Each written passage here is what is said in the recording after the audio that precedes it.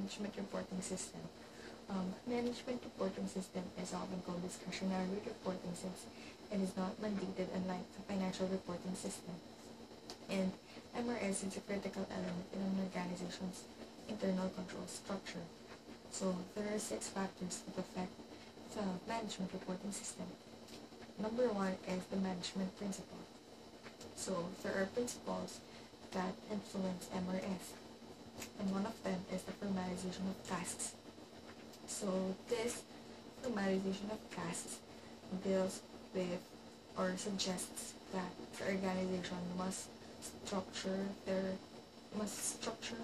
firm that is based on the tasks needed to be performed. And formalization of tasks is also avoiding the formation of organizational structure, since organizational structure means that the performance of the organization depends on a specific individual. Next is the responsibility and authority. Responsibility is the obligation of an individual to perform the assigned task to him or her. And authority comes into way since if a manager assigns a responsibility to his subordinate, and so the subordinate must also have the authority in order to make the right decisions in order for him to perform his job. So there. Next is the span of control. So span of control is referred to as the number of people or subordinates that is under manager's control. So there are two kinds of span of control. First is the narrow span of control, wherein fewer people reports to a manager, unlike the broad span of control, wherein more subordinates reports to a certain manager. So lastly is the management exception, wherein the managers wherein this management by exception explains that the manager should limit his or her attention to potential problems rather than being involved in every activity or decision. So there. The next factor that influences the management reporting system is the management function, level, and decision type. So under this factor is the planning and control function. So the planning function is the one that deals with decision making about the future activities of the organization. And this planning function can be long-term planning or short-term planning. Long-term planning is involved with a variety of tasks that deals with the setting of goals and objectives of the firm. And the short-term planning is the one that deals with specific plans in order to attain that long-term plan. There. So planning and control is classified into strategic planning, tactical planning, managerial control, and operational control. So the first one is the strategic planning decision. So this strategic planning is usually made by the top managers, and this involves setting the goals and objectives of the firm, determining the scope of business activities, and determining or modifying the organization structure. So strategic planning decision is strategic planning decision requires informations that support forecasting, and this is associated with the degree of uncertainty, and it requires external and internal sources of information. So the next classification is the tactical planning. So tactical planning decision is made by the middle management, and these are shorter term, more specific, recurring, have more certain outcomes, and have a lesser impact on the firm rather than strategic planning. And next is the management control decisions. And this principle, it involves the motivation that is instilled in every manager in order for this manager to motivate his or her subordinates. So, under this principle also is nangyayari yung when a certain person that is the subordinate of the manager, when this certain individual makes a wrong action, the manager should have a prepared corrective action, and also if his subordinate performs better or his performance exceeds the set standard, the manager must reward this person. So lastly is the operational control decision. So this one ensures that the firm performs or operates with a pre-established criteria, and there are three elements of operational control decisions. Standard, wherein these are the pre-established level of performance.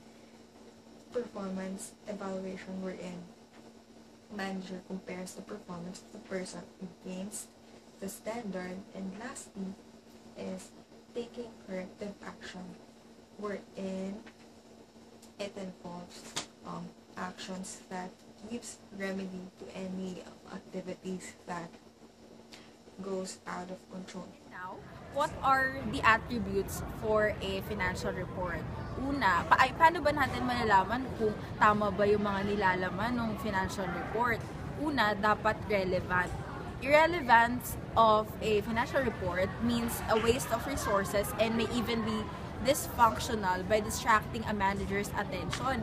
Pwedeng nakasulat nga doon pero hindi naman kailangan, or personal palang gastos yun, hindi naman ng company. So, walang effect yun. Dapat hindi na yun sinasama. Dapat hiwalay ang personal sa transactions na ginagawa sa loob mismo ng entity. Second is summarization. Hindi naman yung parang, for example, simpleng gastos lang, ipapasok pa, kunwari, isang pirasong ballpen, hindi na yun dapat nilalagay. Dapat kung ano lang talaga, yung importante, yung mas malaking expenses at saka yung income. Third, yung accuracy. It must be accurate. Parang ganun din yun sa relevance. Kung ano yung mahalagang ilalagay, dapat tama mo siyang nailagay. It must be free from error or free from any material errors. Fourth is completeness. Dapat kompleto, kung ano yung kailangan, kung ano yung hinahanap, dapat yun yung nakalagay. It must be complete as much as possible and nothing should be missing. Fifth is timeliness.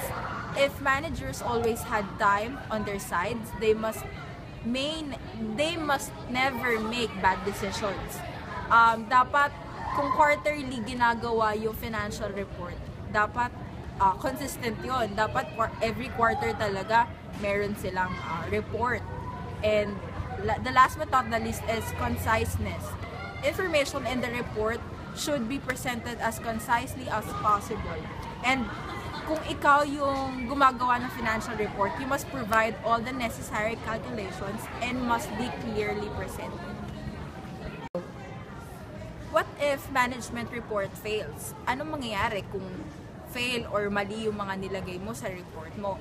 Of course, mag-mislead yung nangangailangan nung information na yun, and it may cause also for a bad decision. It may have a lack in information or content and have no value. Program reports, on the other hand, provide information to solve problems that users have anticipated. Merong two kinds nun: scheduled and on-demand. Yung isa, pwede siyang quarterly or semi-annual or annually. Ibig sabihin may schedule. Yung isa naman, on-demand. Ibig sabihin, kung kailan siya dinemand ng internal or external users, dun siya gagawin yung report na yun. And now, we are about to tackle what management report is. Reports are formal vehicles for conveying information to managers. These are written message presented on a sheet of paper, for example, financial report, which are needed in a company.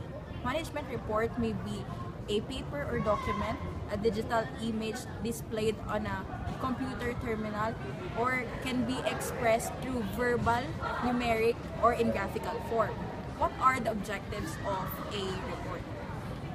First is to reduce the reset of uncertainty associated with a problem facing a decision maker. Second is to influence the decision maker's behavior in a positive way. Third is yung investment centers. Ito naman yung authority ng mga managers to make decisions na makaka-apekto sa organizations. Dito, yung mga decisions mo, kailangan ma-maximize mo yung asset para magkaroon ka ng mga mataas na revenue. So, next is yung mga behavioral considerations. First is yung goal congruence.